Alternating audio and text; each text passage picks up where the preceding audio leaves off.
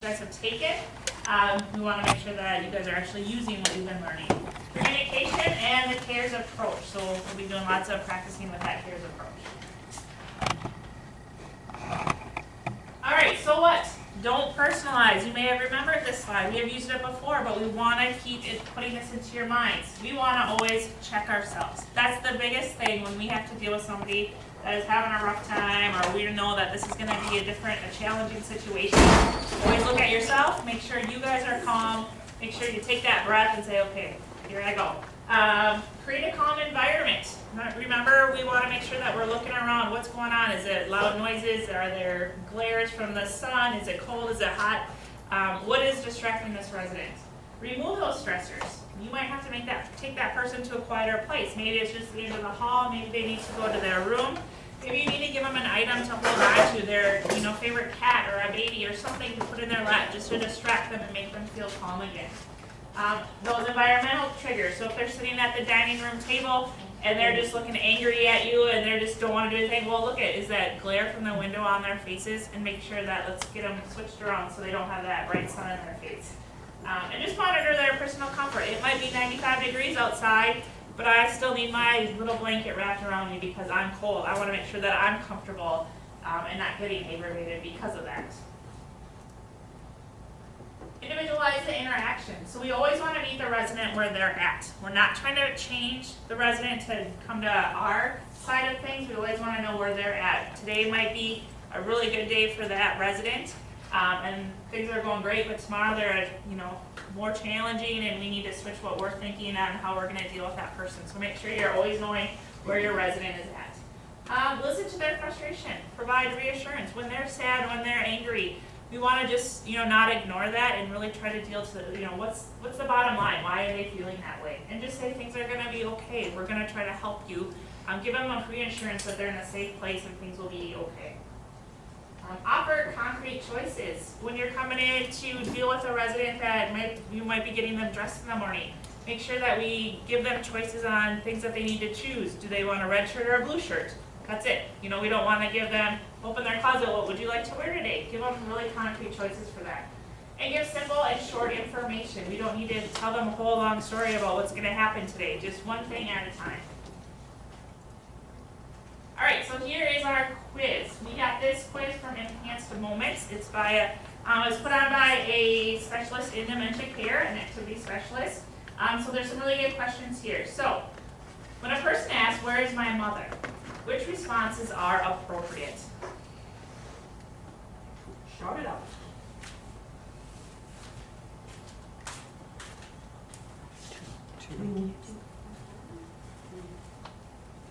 Any other ones?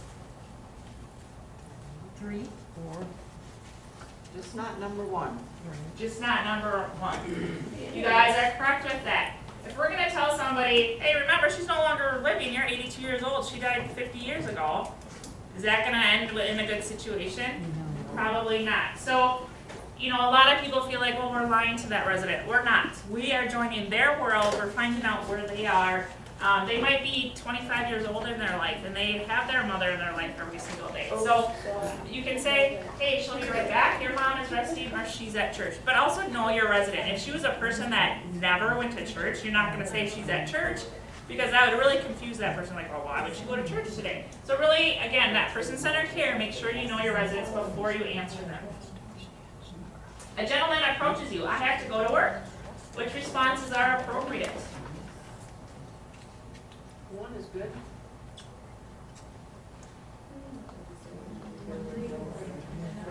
Not 2. Not 2?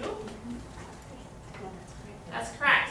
Again, you do have to know your resident with this. Of course, you're not going to say you don't work, you're 86 years old, because we have to know our resident, where are they at in their dementia process. But it's Saturday, you don't have to work. Well, if I'm a farmer, do I get Saturdays off?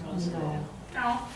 If I was a teacher or a banker or something like that, yep, I would. So it just kind of depends who you are. It rained 2 inches last night, you can't get in the fields. That's perfect for a farmer, but not for a banker. So we just have to know, but these are, just some examples. Where are my children? Which answer is most likely to confuse the person? 3.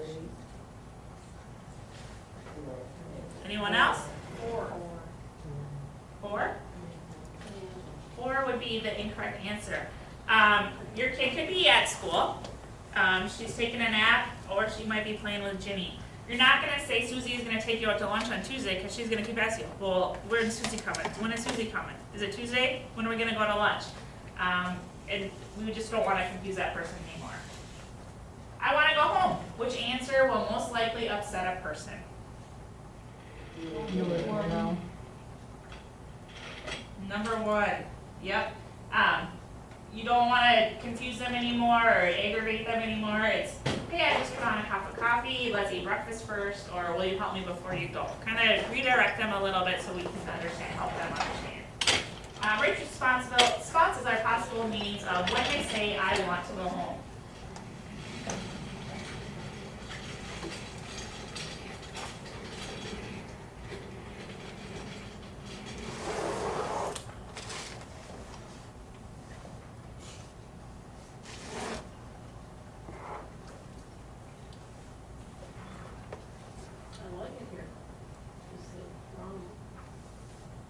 I like it here is the wrong one. Number 3, everybody agree with that? Yep. They're trying to tell you something else, and we just, again, take that time to, ask them questions and try to figure out what's going on. Maybe they just don't, it's unfamiliar, it's unsafe, they need to go to a smaller area and just get some things around them that feels comforting to them. I can't handle all this noise. If I want to get out of here, there's a reason that I want to get out of here. Maybe it's really loud, there's a lot of, light in here, we don't know what it is. Or they're just worried, hey, my children are coming home, I need to get home. And so if that's the case, you're just going to want to make sure that, tell me more about your children, where did they go to school, what ages are they, or what grades are they, kind of get them talking about the kids versus they need to leave to go pick up their kids.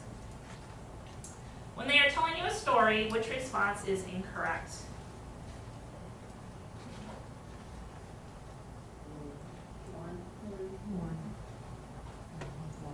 Everybody agree with 1? Yep, you don't want to correct them when they're wrong. You do want to listen to them. Wow, really? Some people might not agree with that one, but if you want to make sure that it sounds like you're interested in it, not just like, wow, really, that's great. We don't want to be sarcastic about it, but we're just like, really, that's interesting. Tell me more about that. And respond to that emotion and not just the story, but if they're really upset or they're really angry about something, you're responding to that emotion that they feel right now, and then that's okay. Which 3 interventions would create a better date?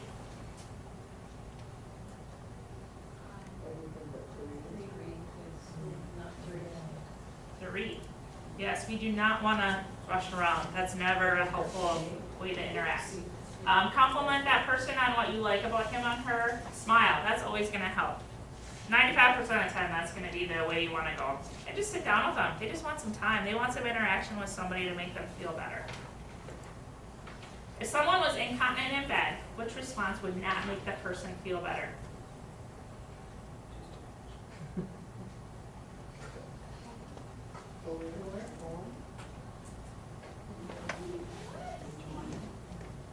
One, 4. So 1. We're not going to reduce their water intake. Nursing would not have that. We can't be doing that. But we could say, hey, that maintenance man, he sure didn't get that roof looked at very well, did he? So I think it leaked in some water here. Just make it no big deal. Like, you know what? We're going to get you up, get you cleaned up, we're going to breakfast. By the time that person gets back, their bed is clean. It's no big deal that it happens. Pretend it's going to keep it our little secret. Hey, accidents happen. We don't need to share this with anybody. And just move on. When making a quality connection, which choice does not usually make them feel better?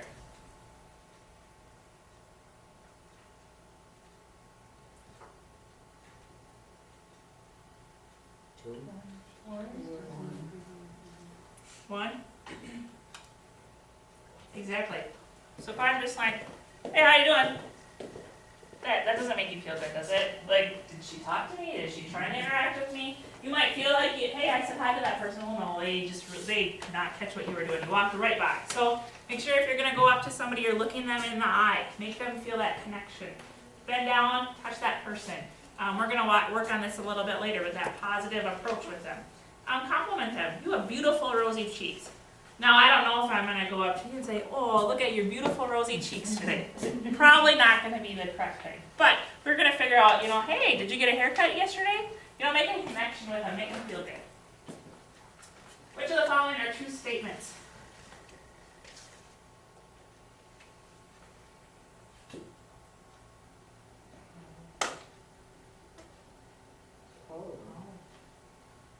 Are they all true? So, a person with dementia, are they able to hide how they really feel? No. So, they will relive a traumatic moment if it's happening right now, and a person with dementia has good days and bad days, just like you and I, but it's really hard for them to hide their feelings. They may not be able to communicate it, we all understand that, but they don't intentionally hide their feelings. All right, which of the following interactions will foster a better day?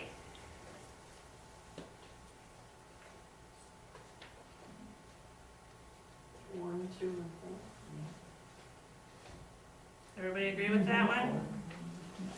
Yeah, just like forcing or rushing them, we also don't want to force them to do what you want to do. Again, it's that person-centered care. We're changing ourselves for them, not the other way around. So smiling again, that's going to always work. Be patient with them and give them a reason that they're going to understand. What three things are closest to their memory?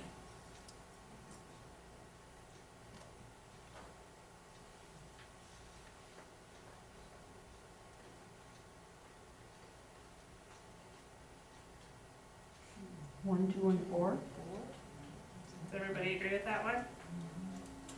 Yep, it's going to be that they remember that touch. They can see, they can hear. They might not always remember what you're saying, so we always have to watch that tone of voice. Look at your facial expressions, your body language.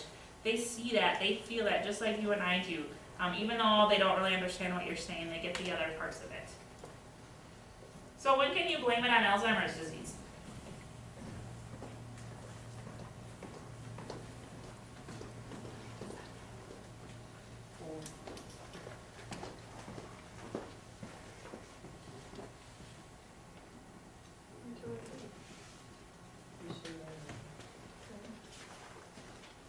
Okay, what is the consensus? I hear different answers. So never. There is usually a reason why they are doing what they're doing. And today's training is really going to be looking into that and understanding our residents and making sure, hey, if somebody is combative, if they're agitated, if they're sundowning, that's not just because. There's always something behind that. So it's going to be never. So understanding, wake up time. Is that a choice for your residents? It should be a choice, right? We all of those that are nursing and are on the floors, you have your schedules, you know the people that you're working with today, and you know this person gets up at 6, and you kind of have your day set. So are they really getting a choice? Do you switch your schedules around so we can get to them? And we should be. We definitely should say, if 6:30 is not a good time for me, but hey, at 8:30, that's great. Give me another hour or two to sleep, I'm perfectly fine. Okay, but I know another resident that gets up at 6:30, so I'm just gonna switch them around that way. Maybe I just, 10 o'clock, that's what time I wanna get up, all right? Care plan that. This person likes to get up at 10 o'clock, we're gonna have toast and juice ready for her in her room. We just wanna make sure that even though they're here, they still get choices. Following that care plan, if a resident is consistently refusing cares, we need to find alternative methods or approaches and not to change that resident. So if they're refusing to do things for you, is it kind of pointless to keep saying, no, you're going to do it my way? You're going to have a much better day, a much better reaction if we ask them what they want. Choices versus demands. As staff, we have tasks that need to be completed. However, we can provide choices while completing the tasks. So there are always going to be options. You may have been working here for a long time. You're set in your ways. This is how it's going to go. But then you're also going to have those people refusing things, and we need to be adapted to them. Understanding, so maintaining functional ability. If we can keep our residents at a certain level or improving on certain functional abilities, that's going to help them feel good about themselves. They're going to have dignity in that. They're going to have more self-respect and confidence. If I come in here and I just came, you know, had health issues and I moved in here and I couldn't even brush my teeth, and that's very frustrating to me. But that doesn't mean I'm never gonna be able to brush my own teeth again. We need to make sure that every day is gonna be a different day. Find where they are at. So today, you know what, I just have to help you put that toothbrush in your hand and look at, you're brushing your teeth on your own. That's the goal. We can still improve. We're not just coming into the nursing home and declining. We can always improve on things. And we as staff need to really help our residents feel like that they have something left. Decrease agitation and frustration for both the resident and staff. If I am sitting at a dinner table and I'm trying to grab that cup of coffee and I'm trying, but you're just like, oh, here you go, it's quicker. It's always faster if we just do it. But then they're frustrated because, oh, this person just did this for me, I don't need your help. You know, other residents saw me being, you know, assisted that way. That doesn't feel good. So we want to make sure that we are understanding what they are. If they're asking for help, go ahead and do it. And it limits potential negative communication episodes. If they're frustrated every time they see you because, oh, she's going to come in here and do this all for me, I mean, that doesn't feel good. Assisting with activities of daily living. Always focus on what they can do. Again, can they, maybe today, they can put their arms through the shirt, but they can't button their shirt up. Okay, so I'm gonna help them. But tomorrow, look at, you know, he's able to button his own shirt, so that's good. Make the ADLs easier and less stressful by limiting choices. Again, giving them one or two things to pick from. Limit the distractions. If you're going into a resident room, maybe we're gonna put on some nice music that helps them stay motivated, stay calm, but we're gonna have that door shut, there's nothing else going around. Other staff aren't coming in and out and asking the other staff person questions. We just want to really limit those distractions. Simplify those tasks. Maybe you're just cueing that person. You know, it's time to get your shirt on. Put your arm through there and button your shirt and brush your teeth. We're giving them things to do. Avoid rushing. Yep, I need to get to 3 other residents right now, but I'm here with you, and that person is going to be much more successful if you're not rushing them. I mean, none of us like to be rushed, so just think about it on that end. And always reassure, encourage, make it a positive thing, like, hey, you're doing a great job today, or you're just not feeling too good today. I'm gonna help you with some of these things. Just make sure that they're always encouraged. And utilize the hand under hand technique. So, we did watch this in the cares. Are you guys using the hand under hand? Do you know what I mean when we're saying hand under hand? All right, so, and I know some of you guys have just gone through cares, so we should definitely be knowing these things. We will practice this for you. You want to be the resident or you want me to be? I will be the resident, but I'm gonna get a utensil here. Okay, all right, so, hand under hand assistance, she just went over, how to maintain functionality and promote functionality within our residents, and that ultimately is what hand under hand assistance is. Ultimately, if you're utilizing this approach, that individual is gonna have much more dignity and much more independence in doing the daily activities that you guys might do for them, okay? So these are the types of techniques that we're gonna wanna have you guys implement now, and your leadership staff are really gonna focus on, and I want you guys to help each other with too, because these are research evidence-based to not only make your day better, but their day better too, okay? So hand under hand assistance is really ultimately, yes, it usually does take a lot of time, but in the end, it's definitely beneficial. So Angela, you are at the dinner table, is that what? Yeah, let's do that. Okay. So this is most common, I would say, dinner table, brushing your hair, brushing your teeth, those types of instances. So Angela's at the dinner table, and I know that she is right-handed, so I'm going to place myself on her right side. So obviously knowing your individuals are going to be essential. All right, Angela. And I'm going to be sitting probably, so let me get down here.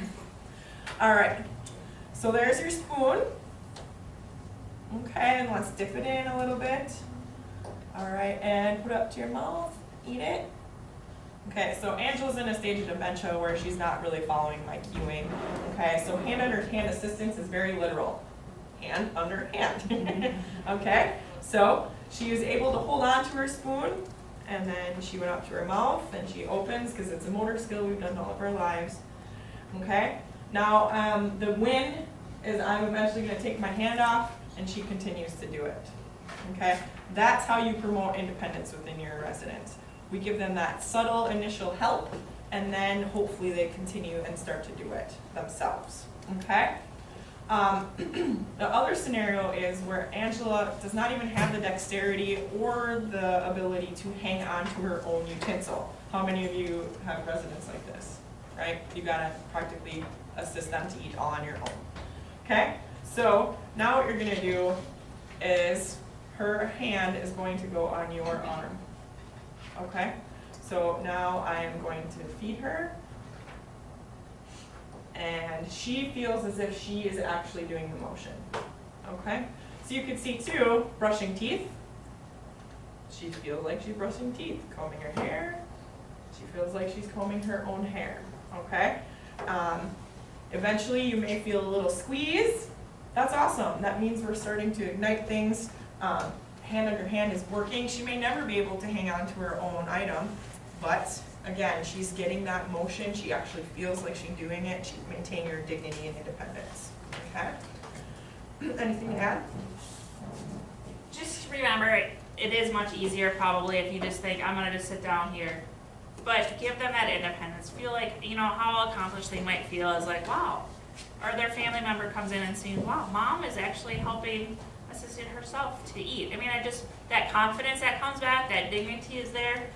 It doesn't matter what our schedule is, what our time is, it truly doesn't. It matters how that resident feels, and that's why we're there. So that's what these little things we really want you guys to implement on a daily basis. And you guys are going to have these within your day-to-day basis now. You have tons of family who come visit, and I'm sure show them how to do it. It's a great way for that CARES process that we're going to get to in the end here. It's that first initial seeds, the connect piece.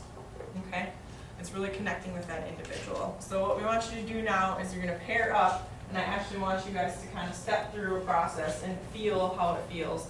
First, utilizing that they can actually hang on to the utensil and do it themselves. You have to use the cueing so that they do it. And then second, they can't hang on to anything, and you have to put the hand placement in the proper area.